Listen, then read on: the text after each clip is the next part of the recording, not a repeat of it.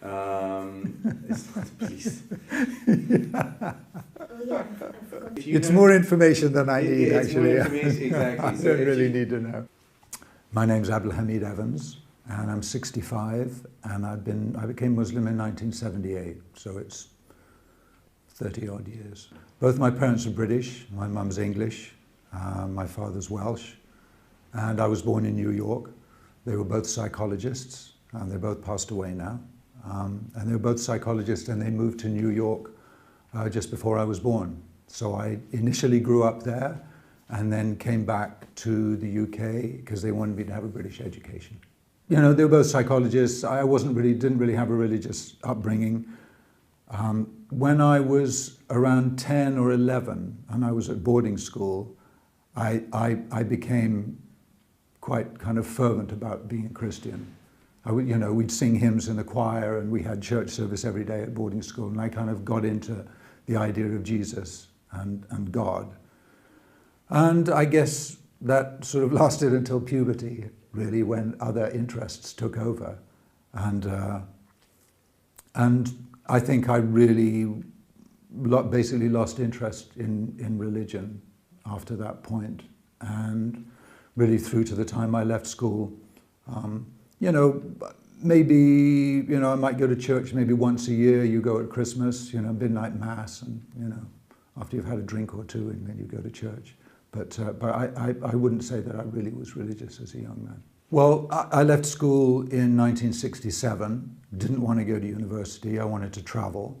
And I really got into the kind of hippie lifestyle around that time. And after traveling around a bit, I ended up in the southwest of Ireland, living in cottage up in the mountains without running water and electricity. And there were quite a few people who were living like that. And I met my first wife, and we had a couple of children, and we're just living away up there. But there was a whole move among the people there of wanting to form community. So we would have these discussions about, what about if you sell your place, we could put our money together and we could, build and really build a community. So these discussions were, how do you build a community? What do you base it on?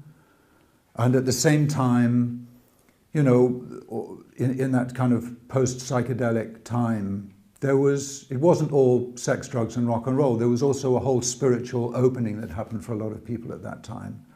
And certainly a kind of understanding of the oneness of existence was something that was part of the sort of general understanding at that time. It was part of our experience.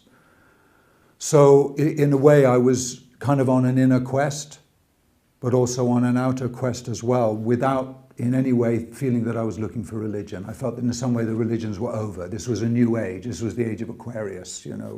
Religion was over.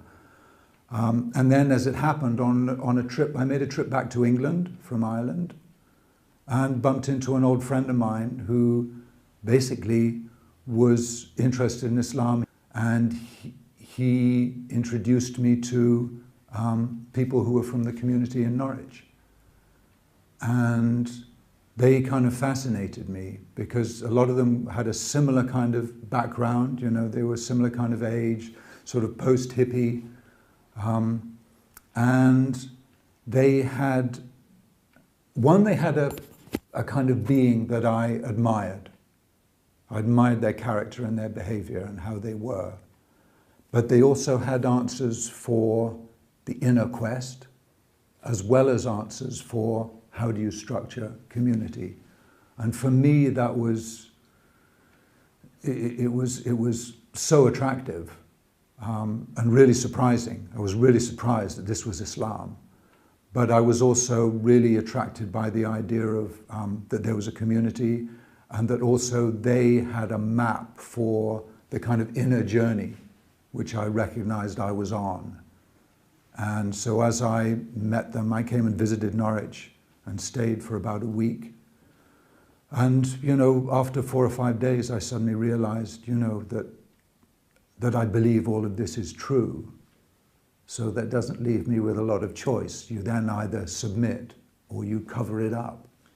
And that, in the end, that was no choice at all. So after being here around a week, and I said the Shahada, accepted Islam, and then went back to Ireland, where I still had a family and 2 children and a whole load of friends. So that was, going back there was a whole adventure. Yeah, I had a lot of concerns. I mean, I suppose the primary one I had was with myself. You know, I mean, I could really feel my self rebelling against the idea that I was going to pray and fast for the rest of my life.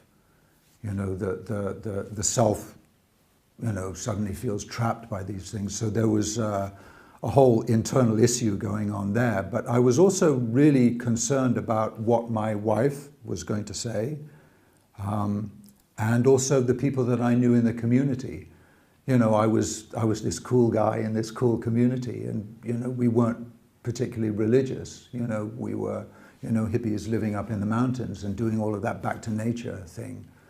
And so I realized that I was going to have a lot of explaining to do, because I didn't ask anybody, didn't speak to anybody. My wife wasn't there, she was back in Ireland. You know, we didn't have telephones back then. So, you know, I just went ahead with it. But I had a pretty good idea that it was going to be a kind of a bumpy road in terms of explaining what had happened. And yeah, it did turn out to be kind of a bumpy road, actually. That the early part after first accepting Islam was, things got a bit rocky at home, until there was a certain point where, after my 3rd child was born, I actually left. I thought, I can't do this anymore.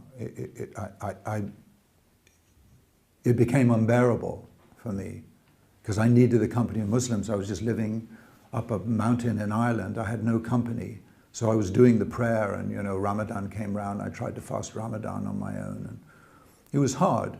I mean, I'd kept it up. It wasn't that I doubted Islam.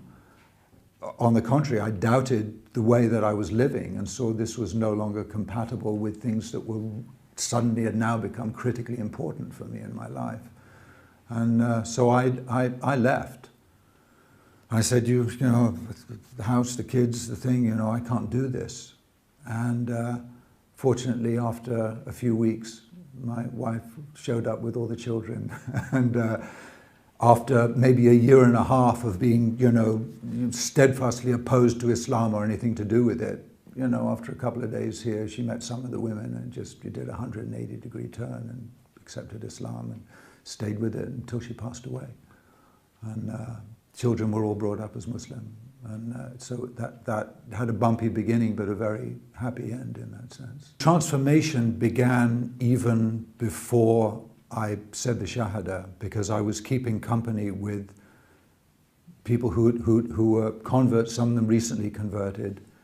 And so I was kind of already starting to get soaked in this energy of self-transformation, which was a subject I was interested in any case.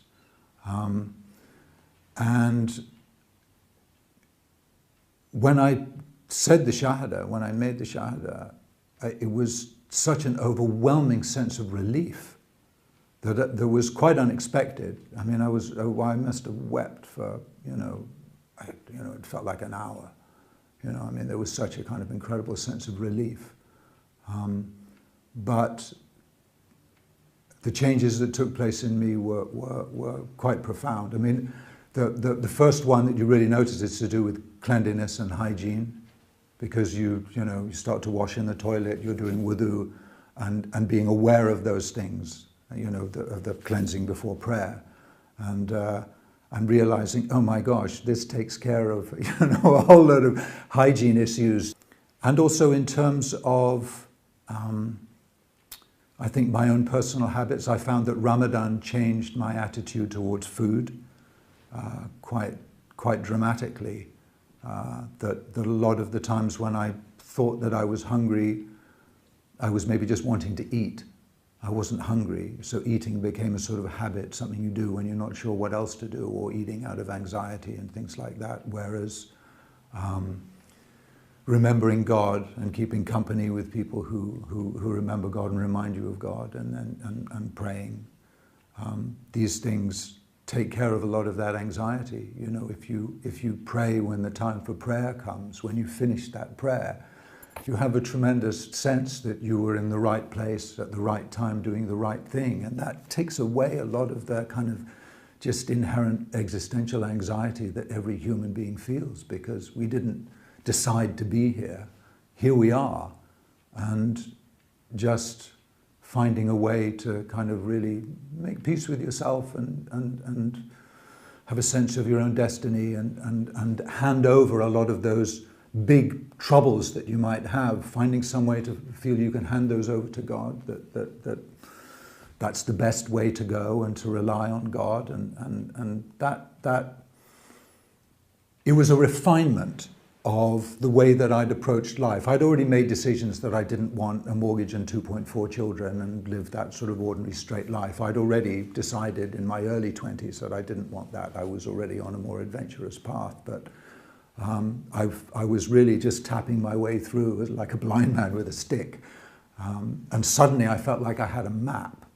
So it changed the way that I was in terms of my marriage. I was much more confident about being the head of the family, and being able to make decisions and being confident about that, and also not letting my wife bully into make decisions I didn't want to make, that, you know. And also I think changed how I was with my friends. You know, you find out who people are by how they react to you when you've had a life-changing thing like this. And some people were interested in the changes that I was going through, and other people were like, whoa, that's weird. You know, I didn't think you were kind of a religious kind of guy. And so you find out who's who. And, you know, it made me, I changed the way I lived quite dramatically, because I was living up in the mountains, you know, without running water and electricity. And then after a while I realized, well, I'm going to move and live with the Muslim community. And once I had the whole kind of family on board for that, you know, we moved to Norwich, and this is kind of on and off has been our home base, even though we've lived in a lot of different places. This has become our kind of home community, and you know, I've got children and grandchildren living nearby now. So that in a way I changed one community for another, but quite a few of the people from that early group, there were 4 or 5 families who also came around that time, also accepted Islam and came as part of that journey. And so some of my oldest friends also are in Norwich, which is nice. Don't believe what's in the media. Don't believe what you read in the newspapers and see on TV.